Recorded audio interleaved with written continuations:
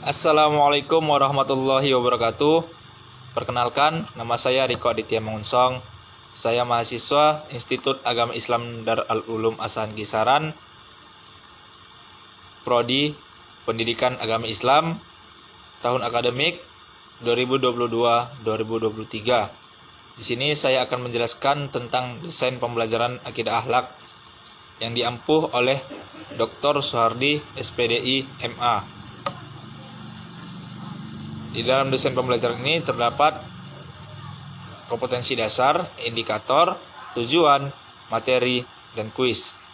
Kompetensi dasarnya adalah menerima dan mengakui makna dua kalimat syahadat, memahami makna syahadatain, mendeskripsikan rukun-rukun syahadat, memahami syarat-syarat syahadatain, mengakui batalnya syahadatain, mendeskripsikan berdakwah kepada kalimat syahadat.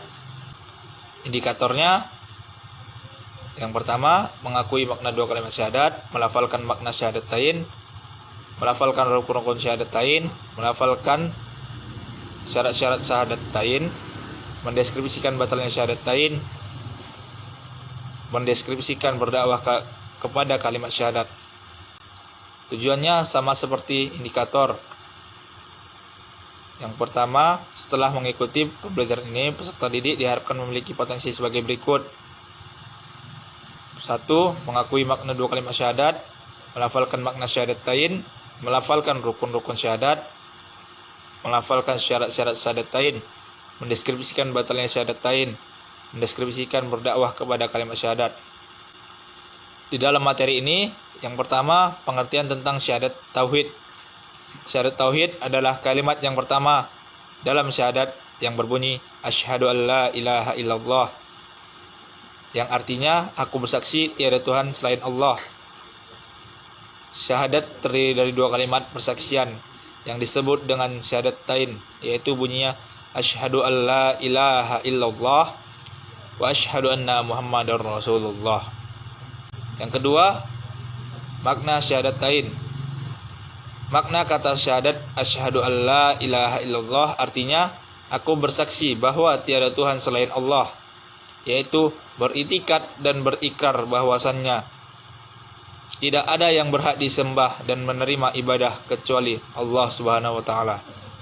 Menaati hal tersebut dan mengamalkannya, makna kalimat ini secara umum adalah tidak ada sesembahan yang berhak disembah selain Allah Subhanahu wa taala.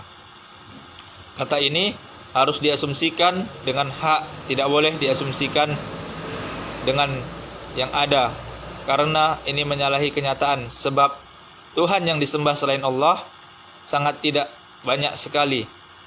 Ini akan berarti bahwa menyembah Tuhan tersebut selain Allah adalah layaknya ibadah pula untuknya.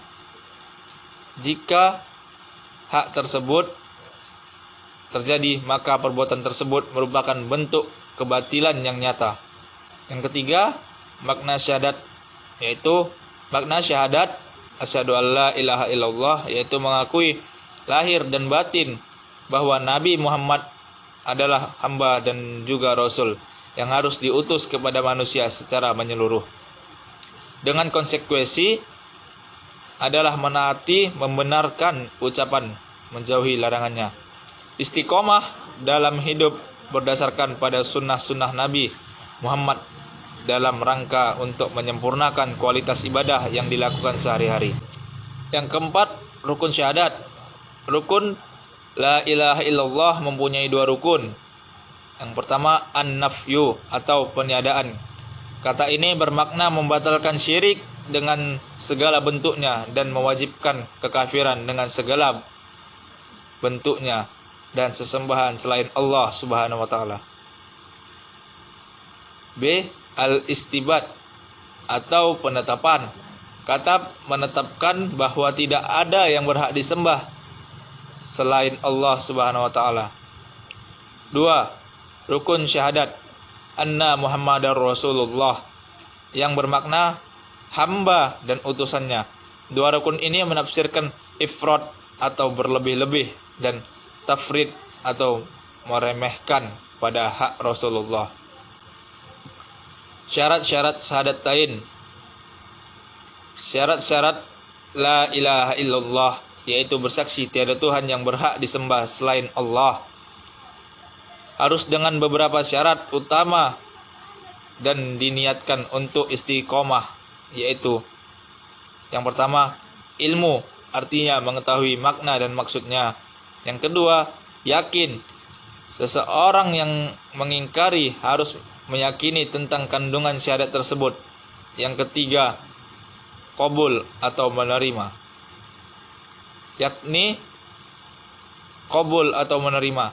Yakin dengan menerima isi tujuan dan konsekuensi dari syahadat tersebut yang ditujukan hanya untuk menyembah Allah Subhanahu wa taala. Yang keempat, tunduk dan patuh. Yang kelima, siddiq atau jujur, yaitu ketika lisan mengucapkan kalimat syahadat, maka hatinya juga harus membenarkannya. Yang keenam, ikhlas, yaitu membersihkan serta memurnikan amal ibadah dari segala bentuk kesyirikan. 7. Mahabbah atau kecintaan. Maksudnya ialah mencintai tauhid ini beserta makna dan isi kandungannya. Begitu juga mencintai orang-orang yang mengamalkan dengan istiqomah kalimat ini dalam kehidupannya. Yang keenam, batalnya syahadatain. Batalnya syahadatain adalah puncak dari keraguan seseorang terhadap Allah dan Rasulnya. Hal ini bisa disebabkan dari beberapa faktor. Yang pertama, seperti yang sama kita ketahui, bahwa mengucapkan syahadat adalah pengakuan terhadap isi kandungan, komitmen, serta konsisten seseorang dalam penghambaannya. Yang ketujuh, berdakwah kepada kalimat syahadat la ilaha illallah. Berdakwah kepada kalimat syahadat la ilaha illallah adalah jalan orang-orang yang setia mengikuti Rasulullah sallallahu alaihi wasallam. Dalam firman Allah Ta'ala, katakanlah, inilah jalan agamaku dan orang-orang yang mengikutiku. Maha suci Allah, dan aku tidak termasuk orang-orang yang musyrik. Baiklah, setelah dari penjelasan materi-materi berikut, di sini saya menyiapkan kuis atau satu soal tentang materi tadi. Pertanyaannya adalah, ada berapakah syarat-syarat syahadatain? A. 6, B. 9, C. 7, D. 3. Baiklah, cukup sekian penjelasan dari saya tentang desain pembelajaran akidah akhlak. Saya akhiri. Assalamualaikum warahmatullahi wabarakatuh.